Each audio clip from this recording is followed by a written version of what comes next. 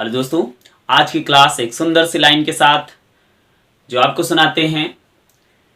ख्वाब जिनके ऊंचे और मस्त होते हैं, ख्वाब जिनके ऊंचे और मस्त होते हैं, इम्तिहान भी उनके जबरदस्त होते हैं। अगर इम्तिहान आपकी घड़ियां कुछ कठिन चल रही हैं, कुछ डिफिकल्ट चल रही हैं, इसका मतलब आपका ख्वाब बहुत ऊंचा है और बहुत ही जबरदस्त है, तो इम्तिहान भी जबरदस्त होगा। तो इसी जबरदस्त घड़ी के साथ, जबरदस्त हाई थिंकिंग के साथ, जबरदस्त पॉजिटिव थिंकिंग के साथ चलिए हम लोग वीडियो को स्टार्ट करते हैं। सबसे पहले हम बात करेंगे कि मेल रिप्रोडक्टिव जो सिस्टम होता है, यहाँ पर आप स्क्रीन पर देख रहे हैं, ये आपको मेल रिप्रोडक्टिव सिस्टम का डायग्राम दिख रहा है। यहाँ पर हम बारी बारी से बात करने वाले हैं कि जो ह्यूमन का जो मेल रिप्रोडक्टिव सिस्टम होता है, इसमें कौन कौन से पार्ट होते हैं। तो सबसे पहले हम बात करेंगे कि यहाँ पर आप देख रहे हैं जो मेल रिप्रोडक्टिव सिस्टम होता है, इसको हम लोग दो पार्ट में पढ़ते हैं। एक तो हमारा प्राइमरी सेक्स ऑर्गन होता है, जिसे हम प्राथमिक क्या कहते हैं, प्राथमिक लैंगिक अंग कहते हैं या लैंगिक जननांग कहते हैं। और दूसरा हमारा सेकेंडरी या द्वितीयक सेक्स ऑर्गन होता है, जिसे हम द्वितीयक सेक्स ऑर्गन या द्वितीयक लैंगिक अंग कहते हैं या जननांग कहते हैं। इसके बाद में तीसरा हमारा पेनिस होता है। अब चलिए हम लोग बात करते हैं कि प्राइमरी जो हमारा सेक्स ऑर्गन होता है, उसमें जो हमारा गोनाइड आता है, आप सभी जानते हैं जो मेल गोनाइड होता है उसे हम टेस्टिस कहते हैं। जो मेल गोनाइड होता है उसे हम टेस्टिस कहते हैं। तो यहाँ पर हम लोग क्या करेंगे, लिख देते हैं कि गोनाइड, ये क्या है, गोनाइड होते हैं। और जो मेल गोनाइड होता है उसे हम टेस्टिस कहते हैं। टेस्टिस संख्या में 2 होते हैं, जो आपको यहाँ पर आपको दिख रहा होगा। ये साइड का व्यू है, तो यहाँ पर आपको टेस्टिस दिख रहा है। संख्या में 2 होते हैं, जो कि गोनाइड्स के नाम से जाने जाते हैं, जो स्पर्म का निर्माण करते हैं। स्पर्मेटोजेनेसिस की क्रिया संपन्न होती है। अब हम बात करेंगे जो सेकेंडरी सेक्स ऑर्गन होते हैं, जो द्वितीयक सहायक अंग होते हैं, सहायक जननांग होते हैं, उसमें हमारी डक्ट्स आती हैं और ग्लैंड्स आती हैं, यानी कि जो नलिकाएं होती हैं, वाहिनिकाएं होती हैं और ग्रंथियां आती हैं। वाहिनिकाओं की बात करेंगे तो यहाँ पर हमारा सेमिनल जो सेमिनिफेरस ट्यूब्यूल्स होता है, स्मॉल डक्ट्स होती हैं, रेटिटेस्टिस होता है, वास डिफरेंसिया होता है, एपिडाइडमिस होता है, वास डिफरेंस होता है, एजिकुलेटरी डक्ट होता है, यूरेथ्रा होता है। ये हमारी डक्ट्स होती हैं। अभी हम लोग डायग्राम में बात करते हैं कौन सी डक्ट कहाँ पर होती है। ग्लैंड्स की बात करेंगे तो सेमिनल वेसिकल्स होता है, प्रोस्टेट ग्लैंड होती है, कॉपर्स ग्लैंड्स होती है। कॉपर ग्लैंड्स को यहाँ पर बर्थोलिन ग्लैंड भी कहा जाता है। Bulbo urethral gland, Bartholin gland नहीं कहेंगे, सॉरी, बल्बो यूरेथ्रल ग्लैंड कहते हैं। यहाँ पर उसके बाद में आप देख रहे हैं पेरिनियल ग्लैंड भी कहा जाता है। अब यहाँ पर हम चलिए डायग्राम में सीखते हैं। तो यहाँ पर आप देख रहे हैं ये टेस्टिस होता है। ये क्या है, टेस्टिस होता है, जिसे हम मेल सेक्स ऑर्गन या प्राइमरी सेक्स ऑर्गन या हम गोनाइड्स कहते हैं। ये जो गोनाइड्स हमारा होता है, आप इसके देख रहे हैं, ये हमारे शरीर में जो मेल रिप्रोडक्टिव मेन पार्ट होता है, जिसे हम गोनाइड्स कहते हैं। जो टेस्टिस होता है, ये शरीर से बाहर होते हैं। इनके हम शेप एंड साइज की बात करते हैं। इनका शेप क्या होता है, साइज क्या होता है। तो यहाँ पर आप देख रहे हैं, अगर इनके हम शेप की बात करें तो इनका शेप जो होता है ओवल होता है, अंडाकार होता है। और इनके हम भार की बात करेंगे तो 10 से 15 ग्राम होता है। कितना भार होता है, 10 से 15 ग्राम का होता है। इसके बाद में हम बात करेंगे कि इसकी लंबाई क्या होती है।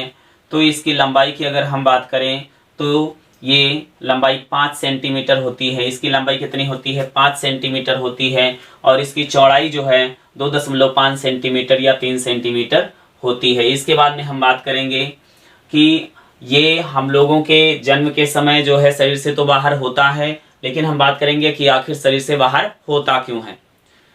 तो देखिए, जब हम लोगों का एम्ब्रॉयनिक डेवलपमेंट स्टार्ट होता है, या हम लोग गर्भस्थ शिशु की बात करेंगे, तो जब गर्भस्थ शिशु हमारा 6 महीने का होता है, 5 महीने का होता है, 4 महीने का होता है, उस दरमियान जो टेस्टिस होते हैं उसकी पेरिटोनियम यानी कि उदर भाग में होते हैं। लेकिन 7 महीने के बाद जो होता है, वहाँ पर एक ट्यूब के द्वारा, कैनाल के द्वारा ये उतर करके हमारे दोनों टांगों के बीच में या उदर भाग के नीचे आकर के शरीर से बाहर लटक जाते हैं, जो यहाँ पर आपको स्ट्रक्चर में दिख रहा है। ये एक थैली में बंद होते हैं, संख्या में 2 होते हैं। जिस थैली में बंद होते हैं उसको स्क्रोटम या स्क्रोटल सैक कहा जाता है। और ये दोनों जो टेस्टिस होते हैं, इनके बीच में एक सेप्टम होता है, जिसको स्क्रोटल सेप्टम कहते हैं या स्क्रोटम सेप्टम कहते हैं। इसके बाद में हम बात करते हैं कि जो आप यहाँ पर देख रहे हैं जो हेयर लाइक स्ट्रक्चर होता है, ये हम स्किन होती है। क्या होती है? स्किन होती है। इसी को क्या कहते हैं? स्क्रोटम कहते हैं या स्क्रोटल सैक कहते हैं। इसके बाद में यहाँ पर आप देख रहे हैं कि बहुत सारी लेयर होती हैं, और लेयर जो होंगी यहाँ पर आप देख रहे हैं, इसमें जो हमारी टेस्टिस होती, टेस्टिस के ऊपर जो पूरी कवर होती है उसको हम लोग क्या कहते हैं? ट्यूनिका एल्बुजिनिया कहते हैं। क्या कहते हैं? ट्यूनिका एल्बुजिनिया कहते हैं। और इसके बाद में यहाँ पर आप देख रहे हैं जो टेस्टिस को घेरे हुए हैं, लेकिन ये ऊपर से बंद नहीं है, क्योंकि यहाँ पर आप देख रहे हैं जो ये वास डिफरेंस है, वास डिफरेंस के अलावा यहाँ पर हमारी न्यूरॉन भी होती है, और इसके अलावा आर्टरी भी होती है, और लिम्फ भी होती हैं। इसके अलावा इसमें जितना न्यूरॉन, आर्टरी, वेंस, लिम्फ, ये सभी जो है एक ट्यूब में बंद होती हैं। तो इसे हम वंछण नाल कहते हैं। क्या कहते हैं? वंछण नाल कहते हैं। जब जन्म होता है या 7 महीने के बाद जब ये एब्डोमेन से नीचे आ जाती हैं तो जो वंछण नाल होती है बंद हो जाती है। हम बात करेंगे कि आखिर वंछण नाल क्यों बंद हो जाती है, अगर ना बंद हो तो क्या होगा। देखिए, अगर वंछण नाल ना बंद हो तो आप सभी जानते हैं कि सर्दियों के मौसम में, ठंडी के मौसम में जो आपको यहाँ पर स्क्रोटम दिख रहा है, स्क्रोटम में आपकी डायटोस मसल्स होती हैं जो इसकी स्किन को सिकोड़ती हैं और फैलाती हैं। इसके अलावा यहाँ पर क्रीमेस्टर्स मसल्स होती हैं। क्या होती हैं? क्रीमेस्टर्स मसल्स होती हैं। क्रीमेस्टर्स मसल्स क्या करती हैं? ये टेस्टिस को ऊपर सर्दी के मौसम में ऊपर शरीर से चिपका लेती हैं, और गर्मी के मौसम में ढीला करके शरीर से दूर कर देती हैं। हम बात करेंगे कि आखिर ऐसा क्यों होता है। तो सबसे पहले हम बात करते हैं वंछण नाल बंद क्यों हो जाती है। यदि वंछण नाल बंद ना हो तो सर्दी के मौसम में या ज़्यादा ठंड लगने पर ये टेस्टिस फिर से उदर में चले जाएंगे, इसलिए वंछण नाल बंद हो जाती है। कभी कभी बच्चों में, कभी अगर हम बच्चों में बात करेंगे कि जब 7 महीने का हो जाता है या जन्म ले लेता है तो वहाँ पर क्या होता है कि ये बाहर नहीं आता है या शरीर से बाहर नहीं आता है, तो उस दशा को हम लोग क्या कहते हैं? क्या कहेंगे?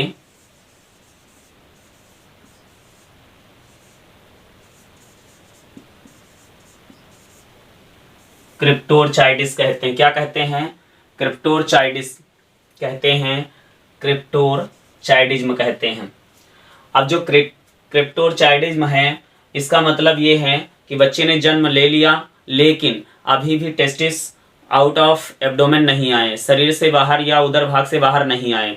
तो इस दशा में क्या हो जाता है? हम बात करेंगे कि उसके शरीर में टेस्टिस नहीं बनते हैं, टेस्टिस नहीं बनेंगे। तो क्या करते हैं? उसको डॉक्टर की मदद से, ऑपरेशन की मदद से शरीर से बाहर निकाल लिया जाता है, जो कि नॉर्मल हो जाता है। अब हम बात करेंगे कि आखिर किस कंडीशन में जो यहाँ पर आप देख रहे हैं क्रिप्टोरचाइटिज्म हो जाता है, तो आखिर क्यों होता है। तो देखिए, अभी तक इसका पूरी तरह से कोई स्पेसिफिक रीजन नहीं पता किया गया है, लेकिन ऐसा बताया जाता है कि कुछ हार्मोन्सों की कमी से और एनवायरमेंटल और जेनेटिक डिसऑर्डर के कारण कभी कभी ऐसा हो जाता है जो क्रिप्टोरचाइटिज्म हो जाता है, अर्थात उदर भाग से जो है टेस्टिस बाहर नहीं आते हैं। तो अब हम बात करेंगे कि आखिर ये शरीर से बाहर आता ही क्यों है या शरीर से बाहर क्यों होता है। तो देखिए, आप सभी जानते हैं कि सर्दियों के मौसम में टेस्टिस जो है सिकुड़कर बॉडी के टच में चला जाता है, और गर्मियों के मौसम में शरीर से जो है दूर हो जाता है। तो ऐसा इसलिए होता है क्योंकि जो बॉडी का टेम्परेचर है और टेस्टिस का टेम्परेचर है हमेशा 2 से 3 डिग्री सेल्सियस का अंतर होता है। क्योंकि अगर यह बॉडी के टेम्परेचर के बराबर का टेम्परेचर टेस्टिस का भी होगा तो इस कंडीशन में स्पर्म जो होंगे वो मर जाएंगे, स्पर्मेटोजेनेसिस की प्रक्रिया ही संपन्न नहीं होगी, अर्थात शुक्राणु नहीं बनेंगे, और जिससे जो व्यक्ति होगा वो क्या होगा? शुक्राणु नहीं बना पाने की स्थिति में वह कह सकते हैं बंद हो जाएगा, अर्थात वह संतान उत्पन्न नहीं कर पाएगा। इसीलिए जो है ये शरीर से बाहर रहते हैं। अब हम बात करते हैं, कभी कभी जो है कुछ लोग टाइट जीन्स पहनते हैं।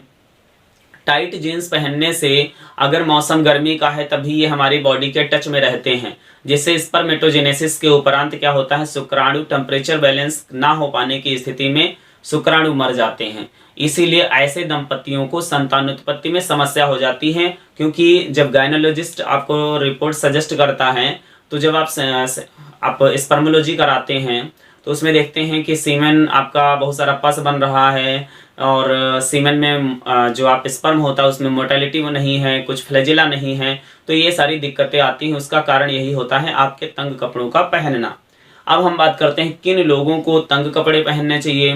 तो देखिए, आप सभी जानते हैं जिनमें किसी भी प्रकार की जो पेरिटोनियम लेयर होती है या किसी भी प्रकार से चोट लगने से इसमें सूजन आ जाना, या गर्मी के मौसम में आप कह सकते हैं इसमें किसी भी प्रकार का जो आप यहाँ पर आप देख रहे हैं ट्यूनिका एल्ब्यूजिनिया और ट्यूनिका वैजिनेलिस, इन परतों के बीच में एक फ्लूइड भरा रहता है। उस फ्लूइड में जब कभी संक्रमण हो जाता है तो इन झिल्लियों के बीच में सूजन हो जाती है, और जब सूजन हो जाती है तो उसमें क्या हो जाता है, गुहा बन जाती है, पानी भर जाता है, और पानी को हम लोग क्या कहते हैं, हाइड्रो कहते हैं, और गुहा को हम लोग सील कहते हैं। तो इसको कॉमनली क्या कहा जाता है कि हाइड्रोसील हो गया है। अब हाइड्रोसील के कई कारण होते हैं, कभी कभी चोट लगने से भी इसमें पानी की गुहा भर जाती है तो उसको भी हाइड्रोसील कहते हैं। कभी कभी जो इसमें वुचेरेरिया वेंकोफटाई जो होता है उसके कमी से, उसके कारण भी जो है इसमें हाइड्रोसील हो जाता है या हाइड्रोसील जैसे लक्षण हो जाते हैं। अब यहाँ पर हम बात करेंगे कि जो भी इसमें पार्ट दिए गए हैं उन पार्टों के नाम की बात करते हैं। तो आप यहाँ पर देख रहे हैं इसमें आर्टरी है, वेन्स है, न्यूरॉन है, बहुत सारा चीज यहाँ पर आई हुई है, लेकिन यहाँ पर हम मेनली बात करने वाले हैं इस वास डिफरेंस की। तो ये देखिए टेस्टिस होता है, इस टेस्टिस में बहुत सारे लोब होते हैं जिसके अंदर सेमिनिफेरस ट्यूब्यूल्स भरा होता है। अब इसके विस्तार में अध्ययन करने के लिए हम लोग अगले जो है देख सकते हैं अगले डायग्राम में, इसके बारे में हम अगली वीडियो में बात करेंगे। सबसे पहले यहाँ पर हम बेसिक चीजों को पढ़ेंगे। तो ये टेस्टिस होता है, टेस्टिस को जब आप देखेंगे तो इसमें बहुत सारा जो है सेमिनिफेरस ट्यूब्यूल्स भरा रहता है। लगभग 200 से 500 तक का लोब्यूल पाए जाते हैं, 200 से 500 तक का लोब्यूल पाए जाते हैं, और एक लोब्यूल में 1 या 2 या 3 तक सेमिनिफेरस ट्यूब्यूल्स होती हैं। और वो सेमिनिफेरस ट्यूब्यूल्स क्या कराती हैं, स्पर्मेटोजेनेसिस कराते हैं, शुक्राणु बनाती हैं। तो यहाँ पर उसके बाद में हम बात करेंगे, जब अगर हम बात करें यहाँ पर आपको दिख रहा होगा, देखिए हमने इस प्रकार से आपको दिखा देते हैं, जैसे ये टेस्टिस बना लिया। अब यहाँ पर ये लोब्यूल हो गया, क्या हो गया, लोब्यूल हो गया। अब लोब्यूल जब हुआ, चलिए हम थोड़ा सा बड़ा करके दिखा देते हैं। यहाँ पर मान लीजिए कि एक हमने लोब्यूल बना लिया। अब लोब्यूल में ये रहा सेमिनिफेरस ट्यूब्यूल्स, इसको हमने सेमिनिफेरस ट्यूब्यूल्स कहा। अब सेमिनिफेरस ट्यूब्यूल्स जो थी उसमें क्या हुआ, शुक्राणु बना। अब ये शुक्राणु बनने के बाद में क्या होगा, ये जुड़ना शुरू हो जाएगा, और जहां पर देखो ये जुड़ना शुरू हो गए, जहां पे जाल बन रहा है, क्योंकि इसमें बहुत सारे लोब्यूल्स होते हैं, और जहां पर ये एक दूसरे से मिलने लगते हैं उसको हम लोग क्या कहते हैं, उसको हम लोग रेटी टेस्टिस कहते हैं। क्या कहते हैं, रेटी टेस्टिस कहते हैं। और उसके बाद में जब इसमें नलिकाएं इस तरह से बनती हैं तो उसको क्या कहा जाता है, उसको कहते हैं वास इफरेंट। क्या कहते हैं, वास इफरेंट कहते हैं। और उसके बाद में जो आपको ऐसी संरचना दिख रही है, इसको हम लोग क्या कहते हैं, एपिडाइडमिस कहते हैं। क्या कहते हैं, एपिडाइडमिस कहते हैं। एपिडाइडमिस को ऐसे अगर हम देखेंगे तो ये लगभग 4 से 5 सेंटीमीटर की होती है, लेकिन इसकी एक्चुअल अगर डिस्टेंस की बात करें तो 6 मीटर कुंडलित नलिका होती है। और इसी में शुक्राणु क्या होते हैं, शुक्राणु स्टोर होते हैं। यानी कहने का मतलब है इसके अंदर सेमिनिफेरस ट्यूब्यूल्स में शुक्राणु किस प्रकार से बनते हैं, ये हम लोग अगली वीडियो में बात करेंगे, क्योंकि हम यहाँ पर क्या कर रहे हैं, रिप्रोडक्टिव सिस्टम का स्ट्रक्चर की बात करते हैं। तो यहाँ पर शुक्राणु जो होते हैं वो क्या करते हैं, कुछ देर के लिए रुकते हैं। जैसे छोटा सा बच्चा होता है चूहे का, चिड़िया का, तो जब जन्म लेता है तो उसकी आंखें नहीं खुलती, उसी प्रकार से शुक्राणु जब सेमिनिफेरस ट्यूब्यूल्स से निकलता है तो थोड़ा इमेच्योर होता है, यहाँ पे कुछ दिनों तक रुकता है, कुछ समय तक रुकता है, और क्या करता है कि यहाँ मैच्योर हो जाता है। मैच्योर होने के बाद में यहाँ पर जो स्पर्म होंगे वो वास डिफरेंस में प्रवेश करते हैं, और वास डिफरेंस में जाने के बाद में वास डिफरेंस जो होती है ये देखिए एम्पुला में खुलती है। एम्पुला में भी कुछ शुक्राणु स्टोर रहते हैं, और एम्पुला के बाद में यहाँ पर आप देख रहे हैं कि एम्पुला के बाद में जो एक ट्यूब्यूल्स होती है, जहाँ पर सेमाइनल, जो आप सेमाइनल विस्कल्स देख रहे हैं, जिसको हम लोग क्या कहते हैं, यहाँ पर आप देख रहे हैं सेमाइनल जो विस्कल्स होती है, इसमें एक प्रकार से फ्लूइड भरा रहता है। कौन सा फ्लूइड भरा रहता है, इसके बारे में आप सभी जो है अगली वीडियो में देखेंगे। कुछ बता देते हैं, इसमें फ्रक्टोज होता है। और आपको बता दें, इसके अलावा इसमें बहुत सारा फ्लूइड भी होता है। और आप सभी जानते हैं, फ्रक्टोज को लेकर के बता दें, देखिए इसमें सेमाइनल विस्कल्स में फ्रक्टोज भी पाया जाता है। इसीलिए जब कभी किसी भी ह्यूमन का जब रेप होता है, किसी भी ह्यूमन का, फीमेल का रेप होता है, तो उसकी जब टेस्टिंग होती है, जो जांच होती है, तो उसमें देखा जाता है कि उसके वजाइनल ट्रैक में, यूटेरस में या कहीं पर भी उसके वजाइनल चैम्बर में अगर फ्रक्टोज उपस्थित है, तो इससे ये प्रूव होता है कि इसके साथ जो है सेक्स किया गया है। और अगर फ्रक्टोज नहीं पाया जा रहा है, इसका मतलब है उसके शरीर, उसका फिजिकली अटैचमेंट नहीं हुआ है। क्योंकि इसी सेमाइनल विस्कल के अलावा मानव के शरीर में कहीं पे फ्रक्टोज बनती ही नहीं है। तो फ्रक्टोज चूंकि फलों में पाई जाने वाली शर्करा होती है, लेकिन मनुष्य में यहाँ पर पाई जाती है। इसीलिए जो रेप जो होता है, जो बलात्कार होता है, उसकी पुष्टि जो है शरीर में, जो वजाइनल चैम्बर होता है, उसमें फ्रक्टोज की उपस्थिति के कारण ही प्रूव होता है। तो देखिए यहाँ पर अभी स्पर्म आ रहे हैं, और ये जो स्पर्म होते हैं, जब सेमाइनल फ्लूइड होता है, इससे मिल जाता है, तो इसको सीमेन कहा जाता है। क्या कहते हैं? सीमेन कहते हैं। और ये जो ग्लैंड आपको दिख रही है, इसको हम लोग प्रोस्टेट कहते हैं। क्या कहते हैं? प्रोस्टेट ग्लैंड कहते हैं। ये प्रोस्टेट सेमाइनल विस्कल्स संख्या में 2 होती हैं। और यहाँ पर वास्ट डिफरेंस जो आप दिख रहे हैं, ये भी संख्या में 2 होती हैं। टेस्टिस भी 2 होते हैं।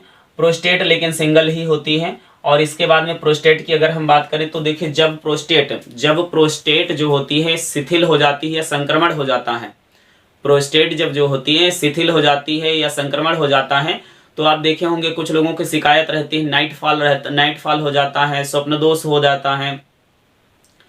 उसकी रिस्पॉन्सिबिलिटी जो है प्रोस्टेट ग्लैंड की भी होती है। कभी कभी आपने देखा होगा कुछ लोग जो होते हैं, उनको पेशाब हो जाता है, टॉयलेट हो जाता है, थोड़ा सा कह सकते हैं कंट्रोलिंग सिस्टम कमज़ोर होता है। तो इसका मतलब ये है कि उनका प्रोस्टेट जो होता है वो इन्फेक्टेड हो चुका है, अर्थात संक्रमित हो चुका है, उसमें कोई गड़बड़ी है। इसीलिए प्रोस्टेट क्या करती है, उसको सही से कॉन्ट्रैक्ट नहीं कर पाती है। और दोनों को आप कह सकते हैं कि जो आपका यहाँ पर आप देख रहे हैं इजैकुलेटरी डक्ट होता है, और यूरेथ्रा में जो यूरिन का आना, दोनों जो है एक साथ भी आ सकते हैं, या कोई भी अपनी इच्छा अनुसार आ सकता है, जब प्रोस्टेट का कंट्रोलर जो है सही नहीं होता है। यही कारण होता है कि कभी कभी देखिए बच्चे तो रात में टॉयलेट कर लेते हैं, कभी कभी जो होगा कुछ लोग टॉयलेट कर लेते हैं और जान नहीं पाते हैं, तो वो प्रोस्टेट की दिक्कत होती है। आगे हम लोग बात करते हैं। देखिए प्रोस्टेट क्या करता है, प्रोस्टेट एक काम और भी करता है कि जिस समय आपके कह सकते हैं एजिकुलेटरी डक्ट जो होगा, जो एजिकुलेटरी डक्ट होगा, जिसको स्खलन नलिका कहते हैं, जहाँ से सीमेन आता है, जहाँ से सीमेन निकलना शुरू हो जाता है, यूरेथ्रा में आता है। तो इजैकुलेटरी डक्ट में या तो सीमेन आएगा, इजैकुलेटरी डक्ट से यूरेथ्रा में या तो सीमेन आएगा, या तो यूरिनरी ब्लैडर से यूरेथ्रा में क्या आएगा, यूरिन आएगा, क्योंकि यहाँ पे यूरिनरी ब्लैडर है। क्या है? यूरिनरी ब्लैडर है। लेकिन जब प्रोस्टेट आपकी अच्छे से काम नहीं करती है, तो यूरिन भी अपने मन से आ सकता है, और जो है इजैकुलेटरी डक्ट से क्या, सीमेन भी आ सकता है। इसीलिए जिनका प्रोस्टेट जो होता है, जो लोग मास्टरबेशन करते हैं, जो लोग मास्टरबेशन बहुत ज़्यादा करते हैं, देखिए मास्टरबेशन का मतलब होता है कि विदाउट सेक्स जैसा फील होना, उसको हम लोग क्या कहते हैं, मास्टरबेशन कहते हैं। मास्टरबेशन करना शरीर के लिए नुकसानदायक होता है, क्योंकि कुछ लोग कहते हैं कि मास्टरबेशन करने से हम लोगों को चिंता मुक्ति होती है, तनाव मुक्त होते हैं हम लोग, और हम लोगों की जो मशीनरी होती है, या कह सकते हैं स्पर्मेटोजेनेसिस की जो प्रक्रिया होती है, वो मेंटेन रहती है। ऐसा कुछ भी नहीं है। आपके मास्टरबेशन करने से आप उसे कृत्रिम तरीके से उसको ट्रिगर कर रहे होते हैं, कृत्रिम तरीके से ट्रिगर कर रहे होते हैं। यदि आपकी मशीनरी वेल मेंटेन है, तो आपको नाइट फॉल हो सकता है, महीने में 1 बार नाइट फॉल हो जा रहा है, महीने में 2 बार नाइट फॉल हो जा रहा है, that's a total normal. But अगर सप्ताह में 2 बार हो रहा है, डेली हो रहा है, हर दूसरे दिन हो रहा है नाइट फॉल, स्वप्न दोष, तब आपको ज़रूरत है कि आप जो है किसी कह सकते हैं कि आप गायनोलॉजिस्ट से मिलिए, या अगर आप किसी भी जो है फिजिशियन से मिलिए, क्योंकि ये एक गहरी समस्या है। क्योंकि आपको भी मालूम होगा जो स्पर्मेटोजेनेसिस की प्रक्रिया है, स्पर्म बनने की क्रिया है, उसमें काफ़ी समय लग जाता है और काफ़ी समय लगने के बावजूद इसमें क्या होता है, काफ़ी ब्लड की खपत हो जाती है, तभी जाकर के शुक्राणु बनते हैं। तो यहाँ पर हम लोग बात कर रहे थे कि प्रोस्टेट जो होगा वो क्या करता है, यूरिन तथा एजुकुलेटरी डक्ट से निकलने वाला जो एजुकुलेशन होता है उसको कंट्रोल करता है।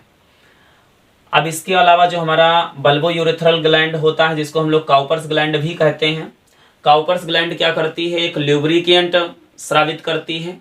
जब आप सेक्स करने वाले होते हैं, जब आप प्रोस्टेट ग्लैंड खुल जाती है, एजुकुलेटरी डक्ट से एजुकुलेट होने लगता है, सीमेन आने लगता है, तो सीमेन चूंकि कंसंट्रेटेड होता है तो इसको कोई नुकसान ना कर दे, और इसके अलावा इसका मीडियम जो होता है वो कैसा होता है, एसिडिक होता है, और सीमेन का माध्यम जो होता है क्षारीय होता है।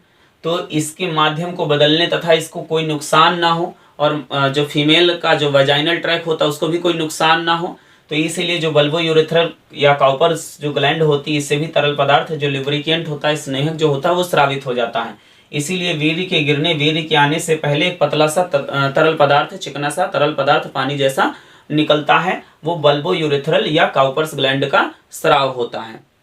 इसके बाद में यहाँ पर हम बात कर रहे हैं, ये जो ट्रैक आपको दिख रहा है, ये इसको हम लोग यूरेथ्रा कहते हैं। क्या कहते हैं, यूरेथ्रा कहते हैं। और हम बात करेंगे यहाँ पर जो प्रीप्यूस होता है, या जो ग्लांस होता है, या जो पेनिस का कह सकते हैं, जो यहाँ पे फोरस्किन लगी हुई है, आप जान रहे हैं। यहाँ पर देखेंगे जो फोरस्किन होती है, कुछ धर्मों के लोगों में ये स्किन काट दी जाती है, जैसे आप जिसको खतना कहते हैं। देखिए यहाँ पर कुछ ग्लैंड ऐसी होती हैं, कुछ ग्लैंड ऐसी होती हैं जो एक प्रकार के पदार्थ को स्रावित करती हैं। वो पदार्थ कभी कभी देखते हैं कि बैड स्मेल देता है, दुर्गंध देता है। अगर वो बहुत ज़्यादा दुर्गंध दे रहा है, इसका मतलब है अगर आपके पेनिस से जो आपका कह सकते हैं जो मडी टाइप का जो पदार्थ होता है उससे बहुत ज़्यादा दुर्गंध आ रही होती है, इसका मतलब है इसमें किसी भी प्रकार का संक्रमण हो रहा है। तो आपको हाइजेनिक रखने की व्यवस्था करनी चाहिए, या हाइजेनिक रहना चाहिए। इसके बाद हम बात करते हैं यहाँ पर कि इसमें जो बैक्टीरिया होते हैं, जो वजाइनल ट्रैक होता है, वजाइनल ट्रैक में बात करेंगे कि इसी तरह से जैसे इसमें इन्फेक्शन हो जाता है, बैक्टीरिया का इन्फेक्शन हो जाता है, तो गोनेरिया है, सुजाग है, सिफिलिस से इस तरह के रोग फैल जाते हैं। उसी प्रकार से महिलाओं में जो वजाइनल चैम्बर होता है उसमें पाए तो जाते हैं जो आपके लैक्टोबैसिलरी बैक्टीरिया होते हैं, जो लैक्टिक एसिड बनाते हैं, वो बैक्टीरिया पाए जाते हैं। लेकिन कभी कभी जो होता है किसी रसायन के कारण या संक्रमण के ज़्यादा बढ़ जाने के कारण उनका माध्यम जो होता है वो काम नहीं कर पाता है, और जिससे बैक्टीरियाज का संक्रमण हो जाता है। अब बैक्टीरिया में संक्रमण हो गया तो कभी कभी आप देखे होंगे सफ़ेद पानी आना, ल्यूकोरिया आना, इस तरह की महिलाओं में लक्षण होते हैं। वैसे तो ल्यूकोरिया कोई डिसीज़ नहीं है, लेकिन आपको ल्यूकोरिया किस प्रकार से हो रही है, किस प्रकार की ल्यूकोरिया हो रही है, आपको जैसे ऐसे नॉर्मली पानी आ रहा है तो वो ल्यूकोरिया नहीं है। इसका मतलब ये है कि वो पानी जो होता है वो एक वाइट डिस्चार्ज है। सफ़ेद पानी जो होता है, जिसको हम लोग सफ़ेद पानी कहते हैं, वाइट डिस्चार्ज जो होता है नॉर्मली होना चाहिए, लेकिन वो वाइट डिस्चार्ज अगर कह सकते हैं कर्डी है, मडी है, चीजी है, मतलब गाढ़ा सा चिपचिपा सा है, तो इसका मतलब है इसमें इन्फेक्शन हो चुका है। तो आप अगर जानना चाहते हैं कि ल्यूकोरिया किसे कहते हैं, ल्यूकोरिया कितने टाइप का होता है, कौन सा ल्यूकोरिया नुकसानदायक होता है, वाइट डिस्चार्ज आना लाभकारी है, नुकसानदायक है, तो आप डिस्क्रिप्शन बॉक्स में उसका लिंक पड़ा हुआ है, आप वहाँ से वीडियो को देख सकते हैं। तो इस प्रकार से हम लोगों ने मेल रिप्रोडक्टिव सिस्टम के बारे में पढ़ा, और मेल रिप्रोडक्टिव जो सिस्टम था, यहाँ पर हम लोगों ने देखा कि प्राइमरी सेक्स ऑर्गन क्या है, सेकेंडरी सेक्स ऑर्गन क्या है, और इन सारी चीज़ों के बारे में हम लोगों ने पढ़ा। डक्ट्स क्या होती हैं, ग्लैंड्स क्या होती हैं। इसके बाद वाली वीडियो में अगर हम बात करेंगे कि हम लोगों को क्या पढ़ना है, तो हम इसके बाद वाली वीडियो में पढ़ेंगे कि टेस्टिस जो होता है वो किस प्रकार से बना होता है, और टेस्टिस के अंदर जो सेमिनिफेरस ट्यूब्यूल्स होता है वो किस प्रकार से स्पर्मेटोजेनेसिस अर्थात शुक्राणु का निर्माण करता है। तो आप लोगों को ये जानकारी कैसी लगी, वीडियो को पूरा देखने के लिए आप सभी लोगों को धन्यवाद। तो फिर मिलते हैं नई जानकारी के साथ, तब तक के लिए बाय बाय।